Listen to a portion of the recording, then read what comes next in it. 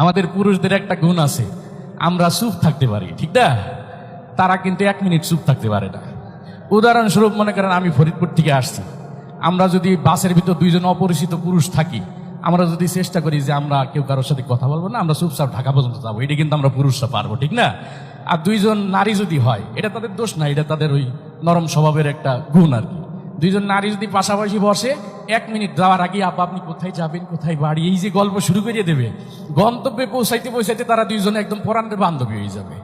বাস থেকে নামার সময় দেখবেন 2 জনে গলাত গলি দিয়ে কান্দা শুরু করে দিচ্ছে।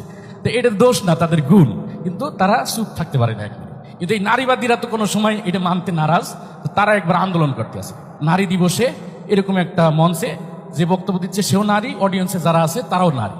সেখানে ওই নারীর বক্তব্যটা ছিল এরকম যে আজকাল পুরুষরা আমাদের অনেক কথাই বলে, তারা বলে আমরা নাকি কিচ্ছু করতে পারি না, আমাদের ব্যাপারে তারা সবচেয়ে যে বড় অভিযোগটা দেয় সেটা হলো আমরা নাকি কখনো চুপ থাকতে পারি না। আজকে আমি সহ সকল নারী 1 মিনিট চুপ থেকে প্রমাণ করে দিব আমরা নারীরা সব পারি। তাই সে চুপ থাকবে, ঘড়ি আছে হাতে, যা শুরু হচ্ছে সময়, আমরা এখন 1 মিনিট চুপ থাকবো সবাই। এবারে ঘড়ি দেখতে আছে, তো মোটামুটি 20 সেকেন্ড গেছে এইভাবে। যখন 20 সেকেন্ড পার হয়েছে, যখন 40 সেকেন্ড পার হয়েছে, যখন 50 সেকেন্ড হয়েছে, আল্লাহ আর মাত্র 10 সেকেন্ড বাকি, বোঝা গেল তারা 1 মিনিটও চুপ থাকতে পারে না, ঠিক কিনা?